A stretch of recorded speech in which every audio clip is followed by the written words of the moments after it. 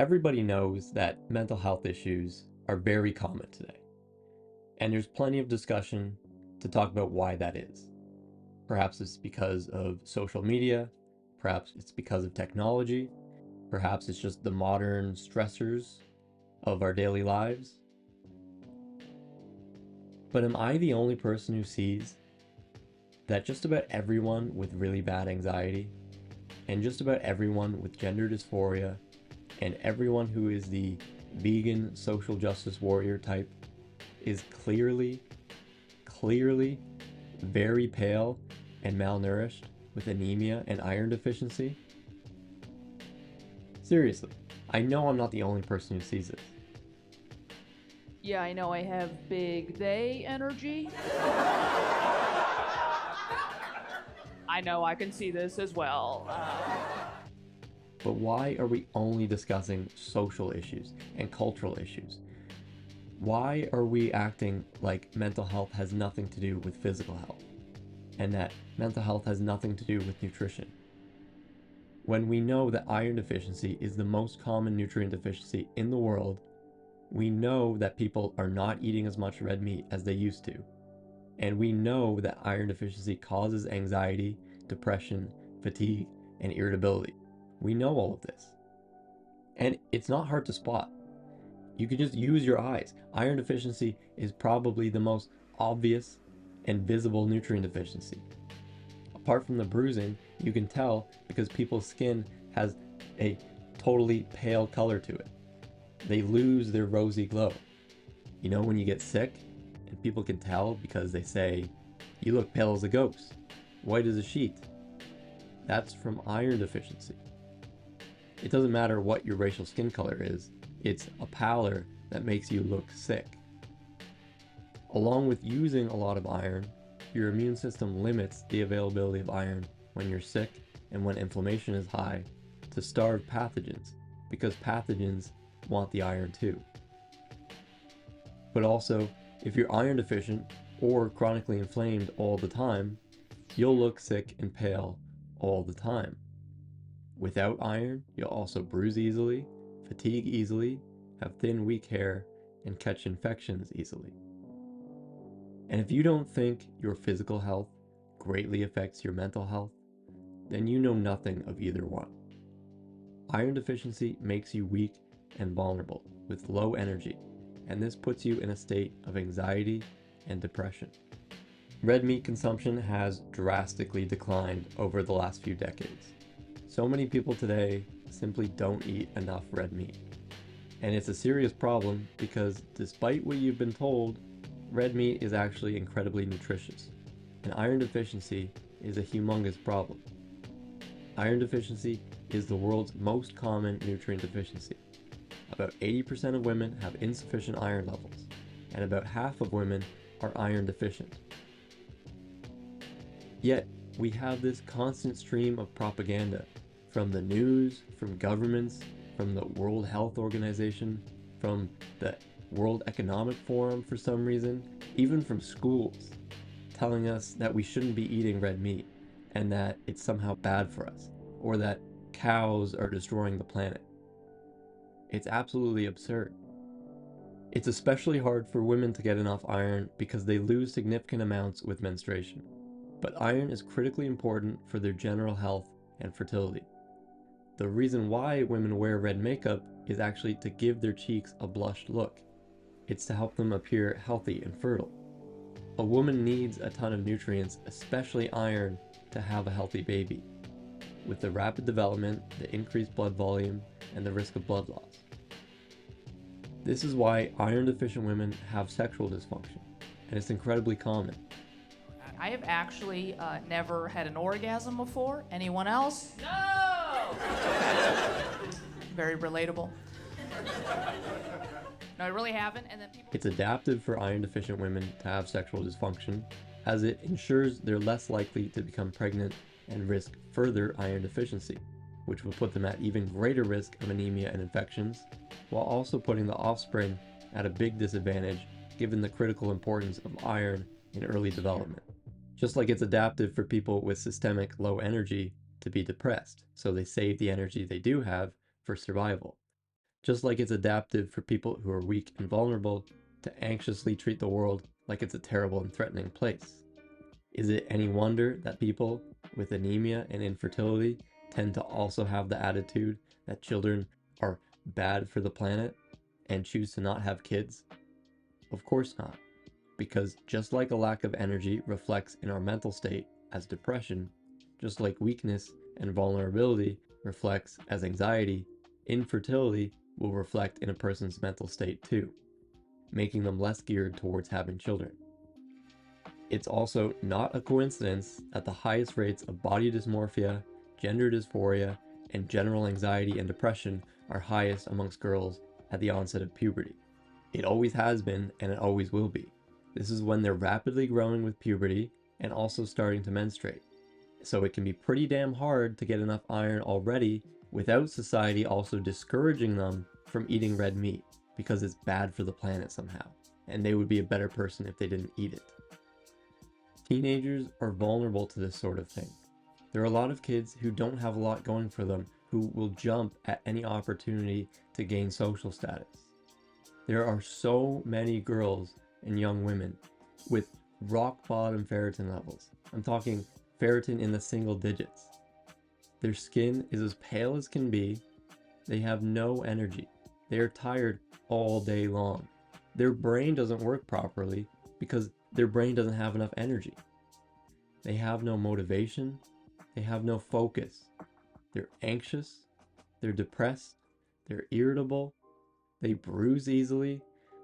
They bruise so easily, they don't even know where they got their bruises from. They bruise when they bump into a table. They get sick frequently with infections. They're so obviously iron deficient. They have all the signs and symptoms of iron deficiency. They have all of the causes and risk factors for iron deficiency. And what do? We give them psych meds, and we give them problems to which they can quickly attach their overwhelming feelings of anxiety and discomfort to. We tell them that they feel so awful because the world's a terrible place because of climate change and capitalism. And we tell them that, well, if they don't feel good about themselves, maybe it's because they were born in the wrong body and they should try switching genders. And when that doesn't work, because it won't work, because it doesn't solve the actual issue, it's because the world is full of transphobia and the world is full of bigotry. That's not why you feel awful. You feel awful because you're malnourished. You're iron deficient, and it feels terrible to be iron deficient. It really does.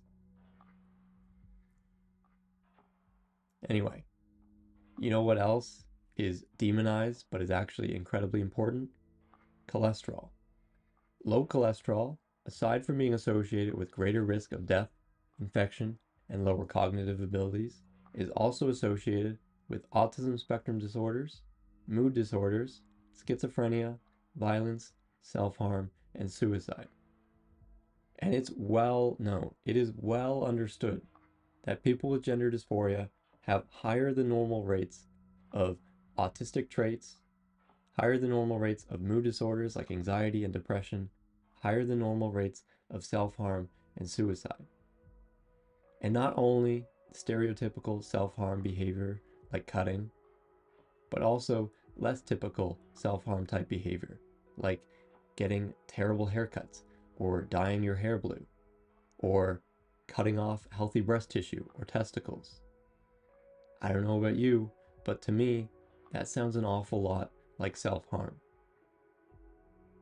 It stems from discomfort. There's a pattern here with cholesterol and serotonin. Cholesterol helps serotonin signaling, and simply put, serotonin promotes relaxation while inhibiting violence.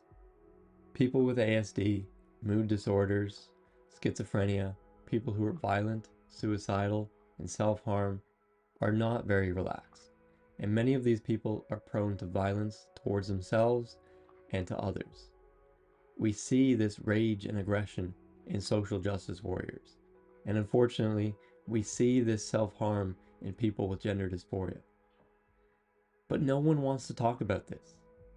Everything is blamed on a lack of acceptance and discrimination, which doesn't make any sense, because as acceptance has been increasing and discrimination has been decreasing, why have rates of anxiety, depression, suicide, and self-harm been skyrocketing? And this trend is occurring in the general population too, particularly amongst youth, not just people with gender dysphoria. Rates of anxiety, depression, suicide, self-harm are all skyrocketing.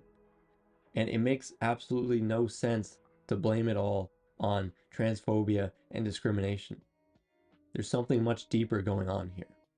People are meant to be resilient, but they need to be well nourished. The mental health epidemic is because of poor physical health, mainly from malnutrition, while endocrine disrupting chemicals certainly aren't doing anyone any favors.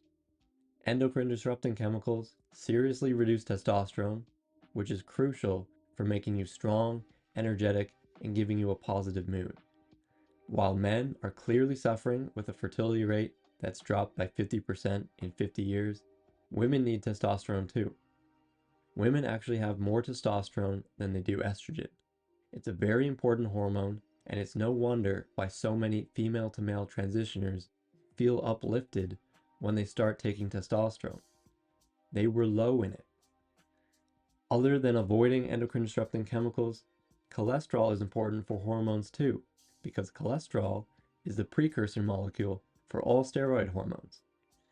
Again, we see connections with this trend of plant-based diets because you can't get cholesterol from plants, and our bodies usually can't make enough of it on their own. You have to get it from animal products. If you don't, you're getting a double assault on your hormones from low cholesterol and endocrine disrupting chemicals. The sad thing is, though, that so many people struggle with digestive issues for a variety of reasons, and you can enter a vicious cycle. Since cholesterol and taurine, both are only found in animal foods, are the main ingredients for your body to make bile acid, if you don't get enough, you won't make enough bile acid, which then makes it uncomfortable to eat fatty animal foods because you need bile to digest them. But then you don't get enough cholesterol and taurine because you're not eating enough meat, and the cycle continues. Understandably, many people in this situation opt to eat more carbs and less meat, but it's a short-term solution that leads to severe nutrient deficiencies in the long term, especially because without bile, you won't absorb any of the fat-soluble vitamins like A, D, E, and K, no matter how much you consume. It doesn't matter how much of these you're eating. If you don't have bile, you won't absorb them into the body. These nutrients are critical for immune health, bone health, reproductive health, and much more. What makes things worse is that bile is used to remove toxins too. But if you're not making and using bile regularly because you don't eat meat, your bile just sits there in the liver and gallbladder, becoming more and more toxic, and the cholesterol can crystallize. This also means that endocrine disrupting chemicals aren't being detoxified by the liver and excreted in the bile. So what can the body do? The body often stores toxins it can't get rid of in fat tissue as a safer storage place. This increases inflammation and chronic disease, making your body then limit the availability of iron even more because you're vulnerable to infection. And remember, it doesn't want any pathogens to use up iron. This was the simple and insensitive explanation video. If you would like a longer, more in-depth coverage of this topic, check out my Substack article, or check out the 6-part video series I made based off that article. In both, I reference 100 scientific papers to back up everything I've said here and more.